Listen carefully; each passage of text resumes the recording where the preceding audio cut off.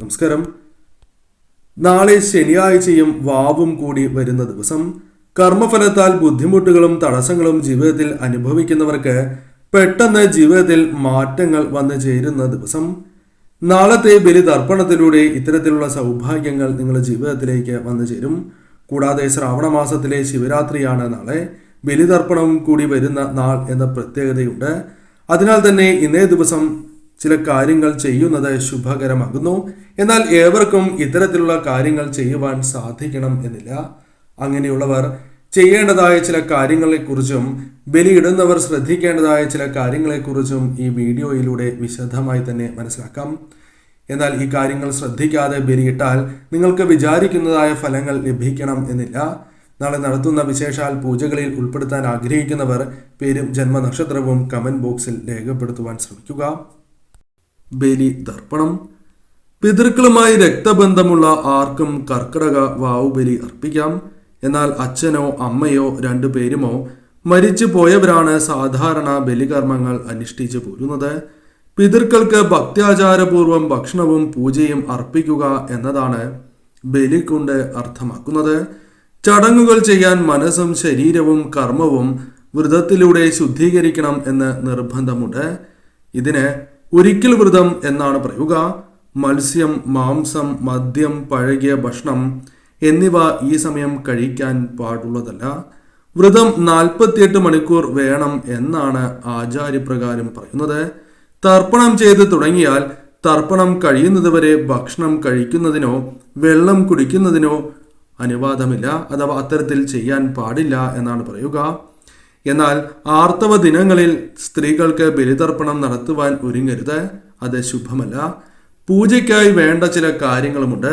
അതേക്കുറിച്ചാണ് ഇനി പരാമർശിക്കാനായി പോകുന്നത്. വിളക്ക്, കിണ്ടിയിലെ വെള്ളം, എള്ള്, അരി, പുഷ്പം, കർപ്പൂരം, ചന്ദനത്തിരി, വാഴയില, ദർഭപ്പുല്ല് എന്നിവയാണ് ആവശ്യമായിട്ടുള്ള സാധനങ്ങൾ. എന്നാൽ ബ്രാഹ്മണർ ബലിതർപ്പണം നടത്തുമ്പോൾ അരി ഉപയോഗിക്കാറില്ല എന്ന കാര്യവും ഓർക്കേണ്ടതായിട്ടുണ്ട്. വ്രതം എടുക്കുന്നവരുമായി ബന്ധപ്പെട്ട് ചില കാര്യങ്ങൾ അറിയേണ്ടതായിട്ടുണ്ട്. പലരും വ്രതം എടുക്കുന്നവരാകുന്നു. തലേ ദിവസം വ്രതം എടുത്ത് അമാവാസി ദിവസം കുളിച്ച് ഈറനണിഞ്ഞ് മരിച്ച് മൺമറഞ്ഞു പോയ പിതൃക്കളെ മനസ്സിൽ സങ്കല്പിച്ച് ഭക്തിപ്രസരം വേണം ബലിയിടേണ്ടത്. എള്ളും പൂവും ഉണക്കലരിയും ഉൾപ്പെടെയുള്ള പൂജാദ്രവ്യങ്ങൾ കൊണ്ടാണ് ബലിതർപ്പണം നടത്തുക. പിതൃക്കൾക്ക് ബലിയിടുന്നവരാണ് വ്രതം എടുക്കേണ്ടത്.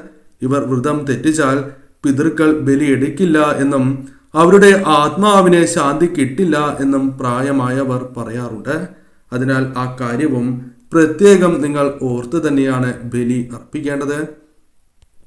വ്രതം എടുക്കുന്നവരും എടുക്കാത്തവരുമായ ആളുകളുണ്ട്. ചിലർക്ക് വ്രതം ജീവിതം സാഹചര്യത്താൽ എടുക്കുവാൻ സാധിക്കണം എന്നില്ല.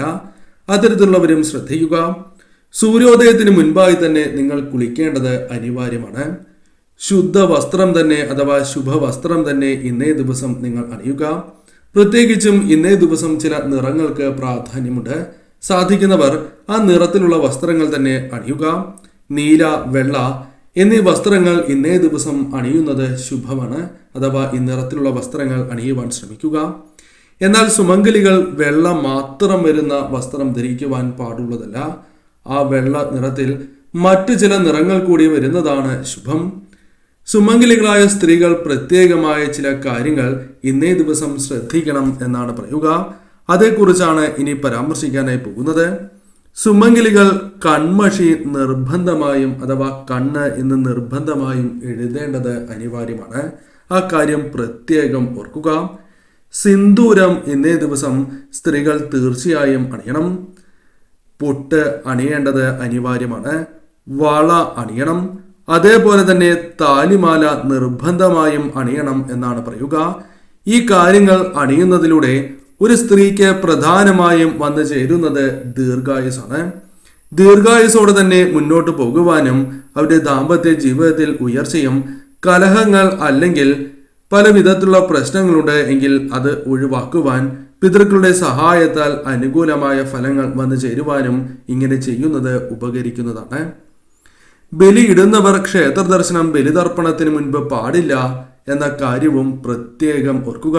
ആ കാര്യം ശ്രദ്ധിച്ച് തന്നെ മുന്നോട്ട് പോവുക. നാളെ ജപിക്കേണ്ട അതിവിശേഷപ്പെട്ടതായ മന്ത്രമുണ്ട്. ഈ മന്ത്രം നാളെ 108 ജപിക്കുക. ഈ മന്ത്രം ജപിക്കുന്നതിലൂടെ പിതൃക്കളുമായി ബന്ധപ്പെട്ട് നിങ്ങളുടെ ജീവിതത്തിൽ വന്നു ചേർന്നിരിക്കുന്നതായ ദോഷകരമായ ഫലങ്ങളെ ഒഴിവാക്കി മുന്നോട്ട് പോകുവാൻ നിങ്ങൾക്ക് സാധിക്കും. പിതൃദോഷം ജീവിതത്തിൽ നിന്നും അകലും. അതിനായി ജപിക്കേണ്ടതായ വിശേഷപ്പെട്ട മന്ത്രം പിതൃ ഗായത്രി മന്ത്രം തന്നെയാണ്. മന്ത്രം ഇപ്രകാരമാകുന്നു: ഓം പിതൃഗണായ വിദ്മഹേ ജഗദ്ധരണി ധീമഹി തന്നോ പിതൃ പ്രചോദയാത് എന്നാകുന്നു. ഈ മന്ത്രം നാളെ തീർച്ചയായും ഏവരും ജപിക്കുക. സർവ്വ ഐശ്വര്യങ്ങളും ഉയർച്ചയും വന്നു ചേരും. നാളെ ബലി ഇട്ടവരോ അല്ലെങ്കിൽ ഇടാത്തവരോ ആണ് എങ്കിലും ഈ കാര്യം പ്രത്യേകം ശ്രദ്ധിക്കുക. വിളക്ക് വയ്ക്കുമ്പോൾ 5 തിരിയിട്ട വിളക്ക് തന്നെ വയ്ക്കുക. ഇങ്ങനെ ചെയ്യുന്നതിലൂടെ ബലി ഇട്ടവർക്കും ഇടാത്തവർക്കും ഭാഗ്യം കടാക്ഷിക്കുകയും ഇരട്ടിയായി തന്നെ ഫലങ്ങൾ വന്നു ചേരുകയും ചെയ്യും. നീല ശംഖുപുഷ്പം അല്ലെങ്കിൽ വെളുത്ത പുഷ്പം സമർപ്പിക്കുന്നതും നാളെ ഏറ്റവും ശുഭകരമാണ്. ഈ പുഷ്പങ്ങൾ സമർപ്പിച്ച് നാളെ പ്രാർത്ഥിക്കുന്നതിലൂടെയും സർവ്വ ഐശ്വര്യങ്ങൾ തന്നെ വന്നു ചേരും. നാളെ പ്രത്യേകിച്ച് അടുക്കളയിൽ, അത് വൈകുന്നേരവും രാവിലെയും പ്രത്യേകിച്ച് മഞ്ഞൾ ജലം തളിക്കുന്നത് ഏറ്റവും ശുഭകരമാണ്. പോസിറ്റീവായ ഊർജം ഇരട്ടിക്കുന്നതിനും നെഗറ്റീവായ ഊർജങ്ങളെ ഒഴിവാക്കുന്നതിനും സഹായകരമായി തീരും. ഗുണാനുഭവങ്ങൾ വർദ്ധിക്കുവാൻ സഹായകരമാണ് എന്ന കാര്യം പ്രത്യേകം ഓർക്കുക. എന്നാൽ നാളെ ബലിയിടുന്നതായ അവസരത്തിലും ബലിയിടാത്തതായ വ്യക്തികളാണ് എങ്കിൽ പോലും മനസ്സിൽ ശുദ്ധമായ ചിന്തകളാണ് വേണ്ടത്. ഒരിക്കലും മറ്റ് തെറ്റായ ചിന്തകൾ പാടുള്ളതല്ല. ഇങ്ങനെ ചെയ്യുന്നതിലൂടെ ഇങ്ങനെ മനസ്സിലേക്ക് കടന്നു വരുന്നത് ദോഷകരമാകുന്നു. ഇങ്ങനെ നിങ്ങൾ ബലിയിട്ടാൽ നിങ്ങൾക്ക് പ്രതീക്ഷിച്ചതായ ഫലം ലഭിക്കില്ല എന്നതാണ് വാസ്തവം. അതിനാൽ തന്നെ ശുദ്ധമായ മനസ്സോടെ തന്നെ നാളെ ബലി അർപ്പിക്കുവാനും നാളത്തെ ദിവസം മറ്റ് പ്രധാനപ്പെട്ട കാര്യങ്ങൾ ചെയ്യുവാനും ഏവരും ശ്രമിക്കുക. ബലി ഇട്ടില്ല എങ്കിൽ പോലും ഈ പരാമർശിച്ച കാര്യങ്ങൾ ചെയ്യുക. നാളെ ക്ഷേത്ര ദർശനം നടത്തുന്നത് ഏറ്റവും വിശേഷമാണ്. ആ കാര്യം മുടങ്ങാതെ ചെയ്യുക. പിതൃഗായത്രി മന്ത്രം ജപിക്കുക. സർവ്വ ഐശ്വര്യങ്ങൾ തന്നെ നിങ്ങളുടെ ജീവിതത്തിലേക്ക് പിതൃക്കളുടെ കടാക്ഷത്താൽ വന്നു ചേരും.